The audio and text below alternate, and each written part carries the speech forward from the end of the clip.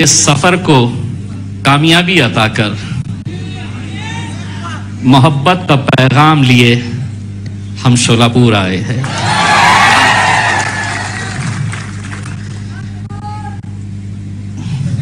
अभी बहुत बोलना बाकी है।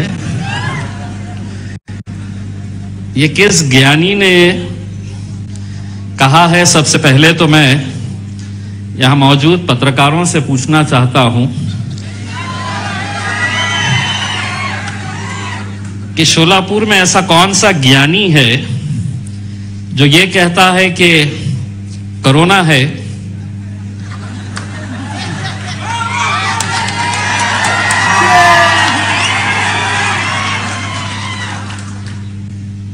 दुनिया बता रही, एक हॉल में, एक कमरे में, एक रिक्शे में, एक गाड़ी में, एक प्लेन में बैठना नहीं। असद साहब आए, बोले नहीं हॉल में बैठ जाओ।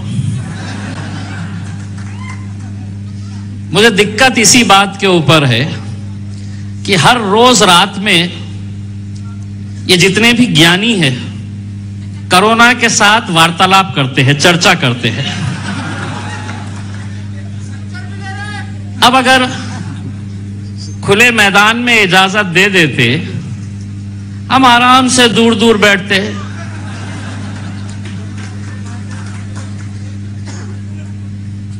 फारूक भाई, इजाजत किसने दिया? मैं उसको फूल पिनाना चाहता हूं।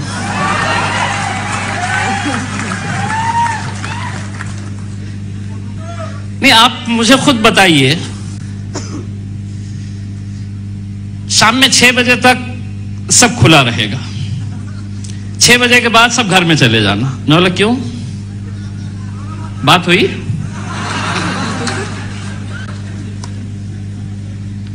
संडे के दिन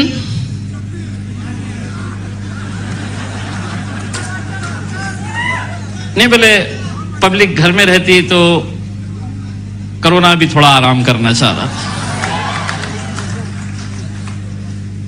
अब मैं इतना बहस कर रहा, इतना लड़ रहा था। ठीक है, हम भी जानते हैं कि कोरोना है, हमको पूरी एहतियात बरतनी चाहिए, लेकिन जब ऐसे फैसले होते हैं तो कहीं ना कहीं हमें भी लगता है कितनी ज्ञानी सरकार महाराष्ट्र के अंदर बैठी है। अगर 3 पहियों की गाड़ी के ऊपर चल रही है तो आप समझ सकते हैं कि उनके दिमाग का लेवल कितना होगा करके। आज हमें यहां पर शोलापुर में आना ये कई दिनों से तय था, और फारूक साहब ने बिल्कुल सही बताया है। महाराष्ट्र की पूरी जिम्मेदारी मेरे ऊपर और गफ्फार कादरी साहब के ऊपर। असद भाई बोले नहीं, शोलापुर मेरे पास रखूंगा मैं।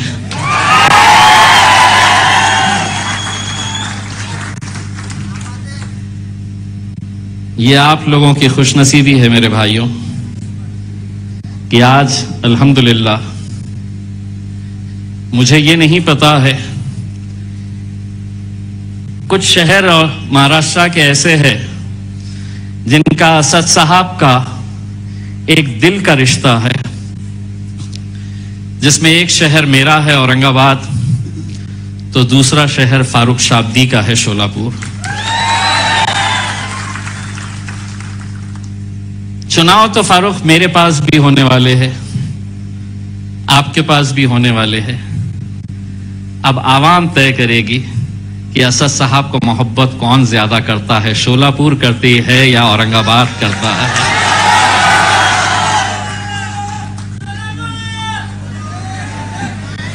मेरी ख्वाहिश रहेगी आपकी इस बात के ऊपर मैं आमीन कहता हूं, क्योंकि मुझे मालूम है कि शोलापुर की आवाम के अंदर जो एक मोहब्बत, नौजवानों के अंदर जो जोश, यहां पर मेरे सामने टोपी पहने हुए एक मौलाना साहब है, फारूक शाब्दी का जब तकरीर चल रही थी, उनका अगर बस चलता तो पत्रकारों के सरों के ऊपर से कूद के यहां आ जाते। यही जोश इंशाअल्लाह शोलापुर महानगर पालिका के अंदर मजलिस का झंडा लहराएगा।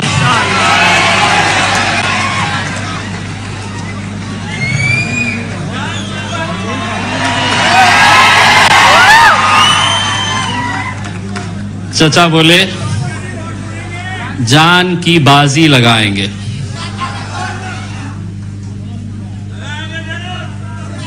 चचा आप जानवान की बाजी मत लगाइएगा, उसमें इलेक्शन का दिन आया, बस धपा धप मारिएगा, जहां पतंग नजर आए वहां पर उड़ाइएगा। बहुत तकलीफ होने वाली है।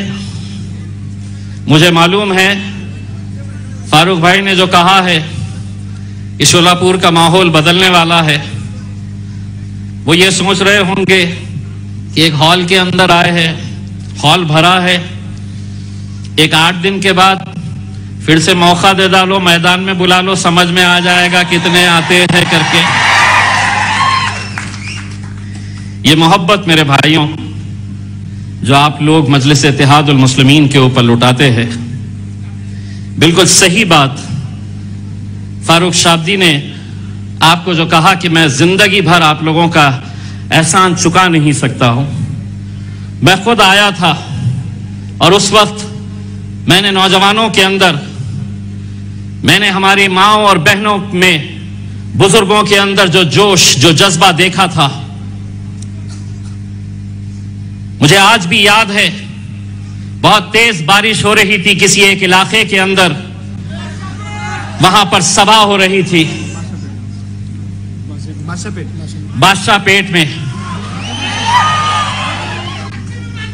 तो इतनी जोरदार बारिश हो रही थी, मैंने सोचा कि इस बारिश के अंदर कौन रहेगा, यह सभा हमारी कैंसल हो जाएगी। लेकिन जब उस इलाके के अंदर मैं गया, उतनी तेज बारिश के बीच में नौजवानों और बुजुर्गों से ज्यादा बारिश में भीगती हुई हमारी माएं और बहनें खड़ी हुई थी। यकीनन हम भी आप लोगों का तहे दिल से शुक्रिया अदा करते हैं। हम भी जिंदगी भर आप लोगों के एहसानमंद रहेंगे। दोस्तों, आज जिस दौर से हम गुजर रहे हैं, वहां पर हर एक के निशाने के ऊपर अगर कोई है तो हम लोग हैं। चाहे वो सियासी मैदान के ऊपर हो या कोई अलग अलग मुद्दों के ऊपर हो, हर एक के निशाने के ऊपर हम। आपको पता होगा, मुझे मालूम है कि शोलापुर में भी बहुत जोरों से तैयारियां चल रही थी। 27 नवंबर को हमने एक नारा दिया था, चलो मुंबई। मुझे मालूम था इतनी आसानी से तो हमें आने नहीं देंगे, इतनी आसानी से हमको इजाजत नहीं देंगे, ये हम अच्छी तरह से जानते हैं। हम मुंबई जा रहे तो क्यों जा रहे थे? क्या हम सिर्फ वहां पर एक ताकत दिखाने के लिए जा रहे थे, या हम कुछ मुद्दों को लेकर आपके बीच में आ रहे थे? हमें मालूम था कि फूलों से हमारा इस्तकबाल तो किया नहीं जाने वाला, इजाजत तो हमें दी नहीं जाने वाली। ये हम अच्छी तरह से जानते थे। किन मंत्रियों के, किन राजनीतिक पार्टी के दबाव के अंदर मुंबई की पुलिस कुछ दिनों के बाद हमें एक पत्र देती है और कहती है कि 27 नवंबर को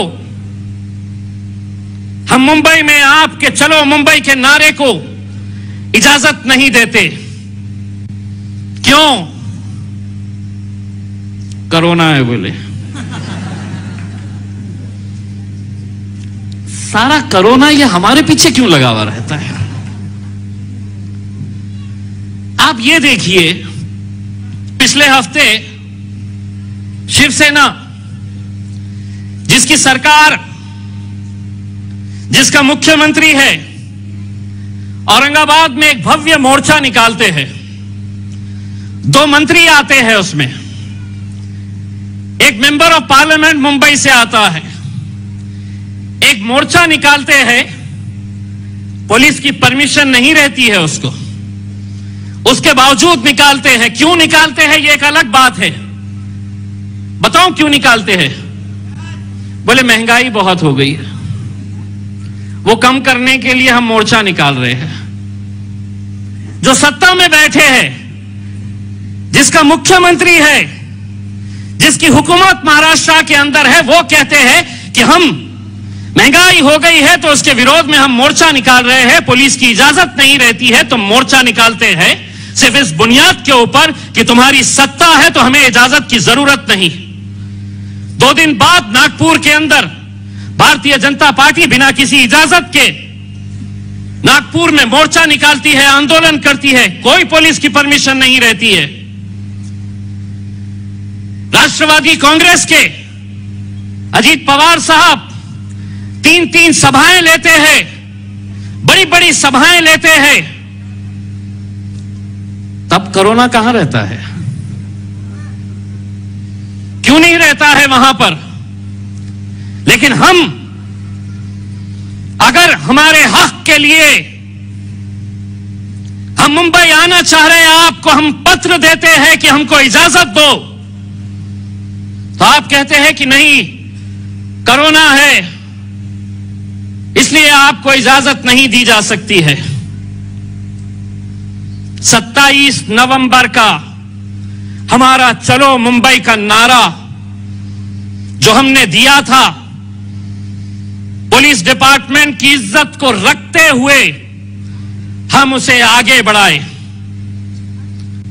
लेकिन हमने कहा कि अब चलो मुंबई नहीं, अब नारा यह है, मुंबई तो हम आएंगे, किसी सूरत में भी आएंगे।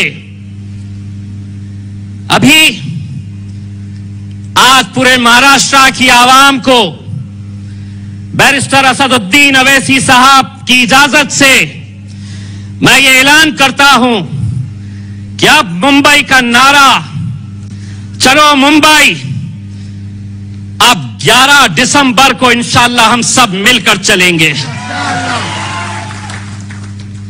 हम गाड़ियों में जाएंगे, गाड़ी पे कोई हरा झंडा नहीं, कोई नीला पीला झंडा नहीं, कोई भगवा झंडा नहीं।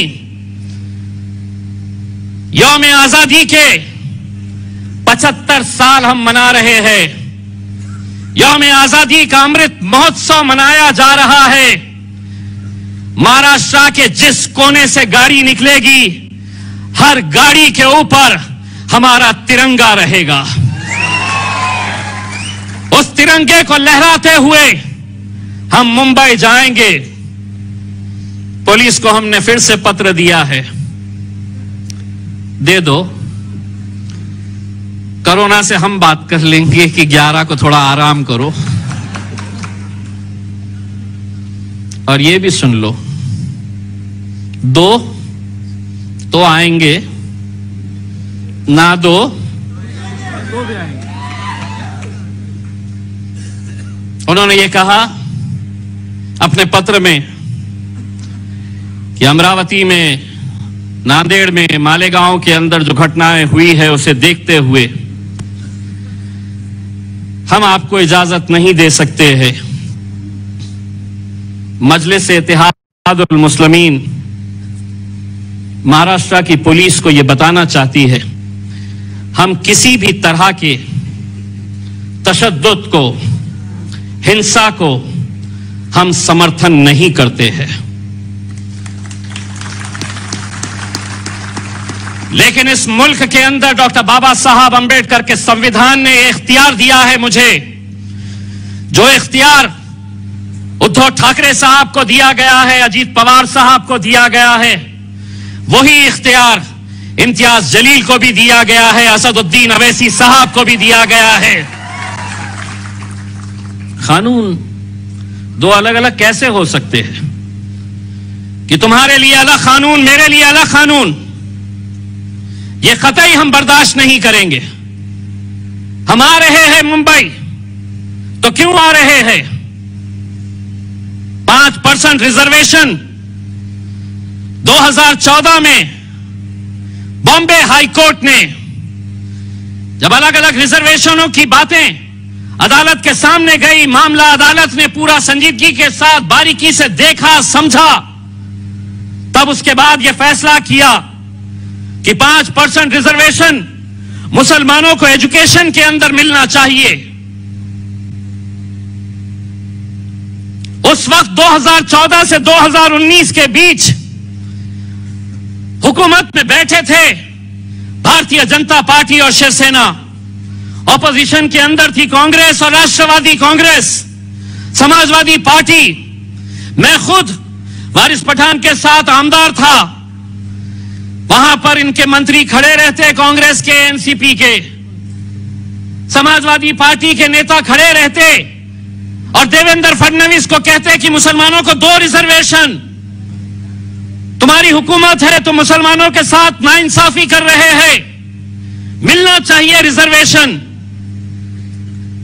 लोकसभा के अंदर राष्ट्रवादी कांग्रेस की member of parliament Supriya Sule हो या दूसरे मेंबर ऑफ पार्लियामेंट कांग्रेस के हो या एनसीपी के, अगर खड़े रहते हैं रिजर्वेशन के बारे में बात करने के लिए तो महज मराठाओं के रिजर्वेशन के बारे में बात करते हैं।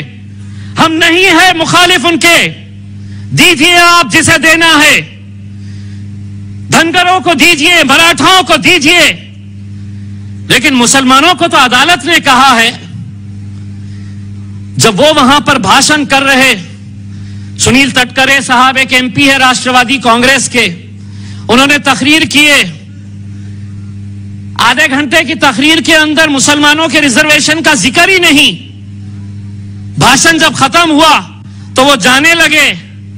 मैंने कहा कि भाई 1-2 मिनट रुकिए ना, तो बोले क्यों, मेरा हो गया। मैं बोला तुम्हारा हो गया, अब तुम्हारी धुलाई मैं करने वाला हूं, उसके लिए 2 मिनट बैठिए। तो मैं अपने भाषण में कहा कि अभी अभी हमारे मित्र ये भाषण दे रहे थे, सिर्फ एक की रिजर्वेशन के बारे में बात कर रहे थे, और इनका भाषण जब मैं सुन रहा था तो मुझे ये एहसास हो रहा था कि इनको देखकर तो गिरगिट भी शर्मा जाए कि ये रंग कितनी आसानी से बदलते हैं। विपक्ष में थे तो कैसी कैसी बातें करते थे, आज सत्ता में आ गए हैं तो हमारा जिक्र भी नहीं। हमारे है मुंबई तुमसे मांगने के लिए, हमारे है मुंबई वक्फ की जमीनों के तहफ्फुज के लिए। 93,000 एकड़ जमीनें पूरे महाराष्ट्र के अंदर वक्फ की है। फारूक शाब्दी साहब ने मुझे शोलापुर के ताल्लुक से कई जमीनों की जानकारी दी है। फारूक भाई, मुझे यह बताते हुए खुशी हो रही है, 6 महीने के अंदर 8 FIR रजिस्टर हुए हैं। शोलापुर का भी FIR रजिस्टर करवाऊंगा अगर किसी ने वक्फ की जमीन को हथियाया है तो। जागीर समझ लिए, लाओ दो, क्या देते दो, लेके जाओ, बाप की जागीर है तुम्हारी। 8 FIR रजिस्टर हो चुके हैं और इंशाल्लाह आगे भी हम करते रहेंगे।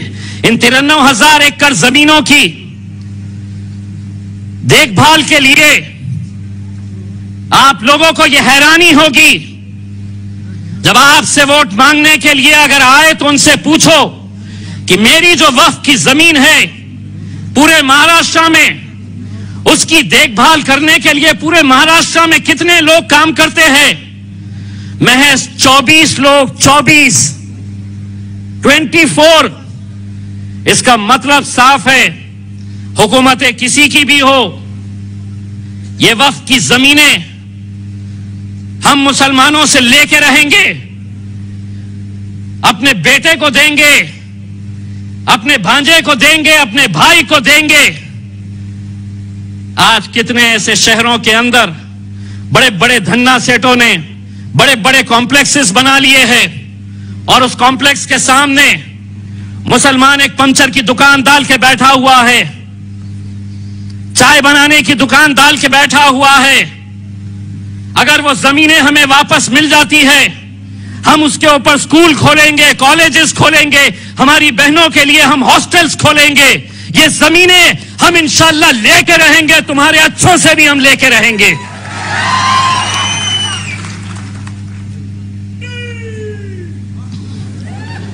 आपसे ये कहा जाएगा कि क्यों जा रहे हो। दोस्तों, मैं एक बात कहना चाहता हूं। मैंने ये कहा था कि मेरे सामने बैठे शेरों, तो एक साहब सही समझ लिए शेर है करके आवाजें शेरों के जैसी निकाल रहे हैं। तो मैंने ये बात कही है कि हम लोग 11 दिसंबर को इंशाअल्लाह गाड़ियों के काफिलों के साथ हम मुंबई में जाएंगे और वहां पर पूरा अमन तरीके से, शांतिपूर्ण तरीके से हम जाकर हमारे जो सवाल है वो सवाल हम उठाएंगे। हम पूछेंगे जो सरकार में बैठे हैं कि आप हमारे वक्फ की जमीनों के ताल्लुक से क्या फैसला करने वाले हैं, आप हमारे 5% रिजर्वेशन के बारे में क्या करने वाले हैं।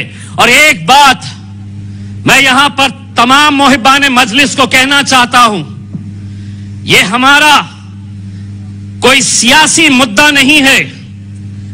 हम मुंबई जा रहे तो इसलिए नहीं कि पूरे मजलिस वाले जा रहे।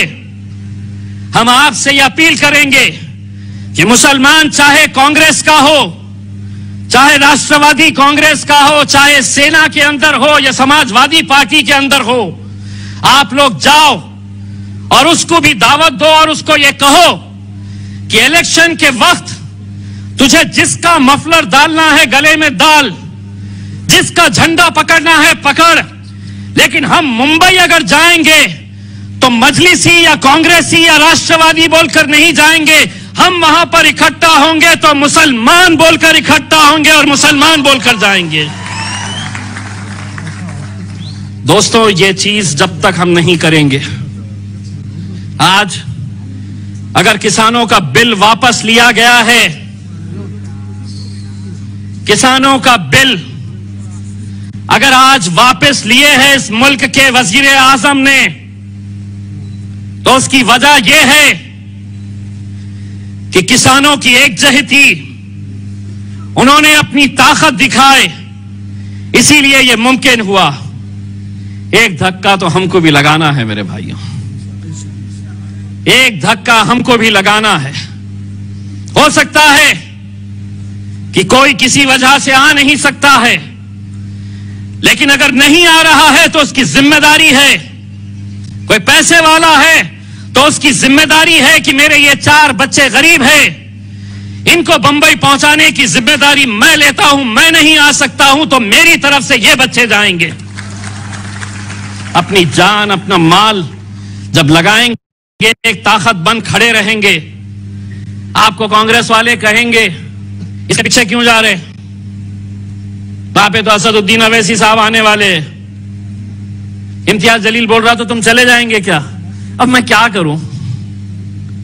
महाराष्ट्र में इकलौता एक 48 एमपीस महाराष्ट्र में होते हैं। अब इकलौता एक मुसलमान एमपी चुनकर आया और वो इत्तेफाक से मैं हूं, तो मैं क्या करूं। तुम चुनाकर नहीं लाते हैं तो मैं क्या करूं। अगर तुम लाते, पवार साहब 1-2-4 ला लेते, कांग्रेस वाले 1-2-4 लेके आ जाते, तो यकीन मानो इम्तियाज जलील उनसे कहता कि तुम इसका नेतृत्व करो, मैं एक कार्यकर्ता बनकर तुम्हारे पीछे आता हूं करके। दोस्तों, अपने इख्तिलाफ, छोटी छोटी बातों को नजरअंदाज करते हुए हमको एक ताकत बनकर खड़े रहने की जरूरत है। मैंने जैसा आपको कहा है कि हम किसी भी तरह का कोई तशद्दुद में हम यकीन नहीं रखते। इस मुल्क के जमहूरियत की सबसे खूबसूरती यह है कि हम अपना एहतजाज बहुत अच्छे तरीके से भी दर्ज करा सकते हैं। हमारी नाराजगी हम सरकार के लिए बहुत अच्छी तरह से दर्ज करवा सकते हैं। हम जो अमरावती में, नांदेड़ में, मालेगांव के अंदर जो हुआ है, हम यकीनन उसकी मजम्मत करते हैं। कोई मजहब ये नहीं सिखाता है, और खुसूसन मुसलमानों का हमारा जो मजहब है वो कतई इस बात की इजाजत नहीं देता है कि हम किसी बेकसूर के ऊपर हमला करें। और वही बात जो अमरावती के अंदर दूसरे दिन भारतीय जनता पार्टी के लोगों ने की कि नहीं, हम सड़क पे उतरेंगे, हम जलाएंगे, हम तोड़ेंगे, हम फोड़ेंगे। मैं उनको ये बताना चाहता हूं, इस मुल्क की संस्कृति ये नहीं कहती है। इस मुल्क के अंदर कानून है, कायदे है, उसके हिसाब से हम सबको चलने की जरूरत है। मैं आप लोगों से इतनी इल्तिजा करना चाहूंगा। फारूक शाब्दी की एक बहुत अच्छी बात मुझे पसंद आई। उन्होंने कहा कि बहुत सारे ख्वाहिशमंद है। यकीनन फारूक भाई, बहुत सारे ख्वाहिशमंद उसी पार्टी के अंदर होते हैं जिसमें उन्हें कामयाबी नजर आती है। और जब वो देख रहे हैं कि शोलापुर के अंदर पतंग कैसी लहरा रही है, कैसी उड़ रही है, तो यकीनन बहुत सारे लोगों की ख्वाहिशें रहेगी। लेकिन हम अगर मजलिस से मोहब्बत करते हैं तो हम ओहदों से मोहब्बत नहीं करना चाहिए, हम अपने पोस्ट से मोहब्बत नहीं करना चाहिए। आज बैरिस्टर असदुद्दीन अवैसी साहब यहां पर सामने बैठे हैं, मेरे हमारे सबके कायद है। अगर उन्होंने मुझे अभी कहा कि अब महाराष्ट्र का सदर इम्तियाज जलील नहीं रहेगा, ये लड़का जो टोपी पहनकर बैठा है ये रहेगा सदर, तो इम्तियाज जलील लब्बैक कहेगा उसके ऊपर।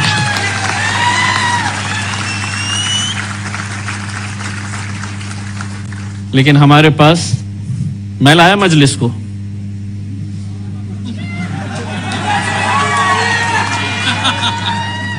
मेरी वजह से चलती, मैं देखता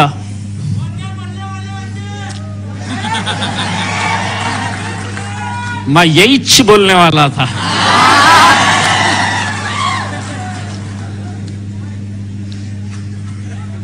औरंगाबाद से टिकट ले ले बेटा, तू औरंगाबाद से आ जा।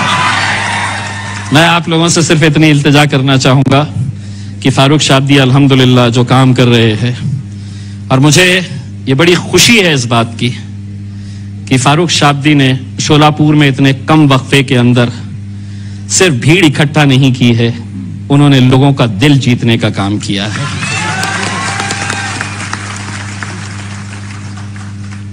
जाते जाते सिर्फ इतना कहूंगा, सुना है कांग्रेस वालों ने शोलापुर में भी जश्न मनाया कि किसानों का बिल वापस ले लिया है। 28 दिन से सुना है कांग्रेस भवन के सामने बहुत सारे किसान आंदोलन के ऊपर बैठे हैं। वहां की बड़ी फिक्र, तुम्हारे भवन के सामने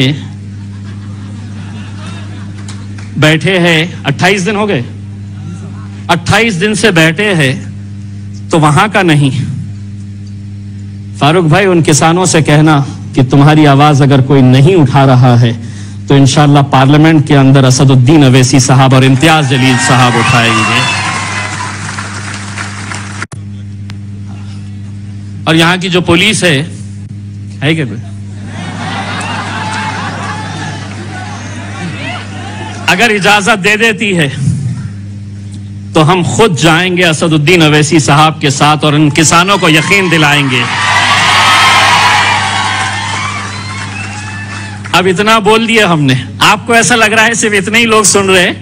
कांग्रेस भवन में हर एक के हाथ में मोबाइल है, सुन रहे कि हमारी कैसी बजाने के लिए आए हैं।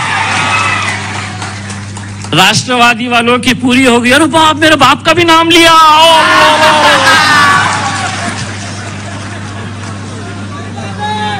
और ये दोनों ने अभी किससे शादी की है मालूम? बोलो बोलो, कितना अच्छा रिश्ता हुआ। नहीं कभी सोचे थे? जिंदगी गुजर गई, पूरी जिंदगी कांग्रेस वाले खड़े रहते तो सेना को गालियां, राष्ट्रवादी खड़े रहते तो सेना को गालियां। सेना का वजूद ही इस वजह से हुआ कि नहीं, कांग्रेस और राष्ट्रवादी को खत्म करना है। सत्ता की लालच कैसे होती है, रिक्शा चला रहे 3 पहियों का। अभी इंशाअल्लाह आपको असद साहब को भी सुनना है, और बहुत जल्द हम यहाँ के ज्ञानी अधिकारियों को ये कहेंगे कि आप कोई हॉल में नहीं, बाहर इजाजत दो फिर बड़ी बड़ी बातें करेंगे, अच्छी अच्छी बातें करेंगे उसके अंदर। आप लोग यहाँ पर आए, बहुत बहुत शुक्रिया। व आखिर दावाना अल्हम्दुलिल्लाह।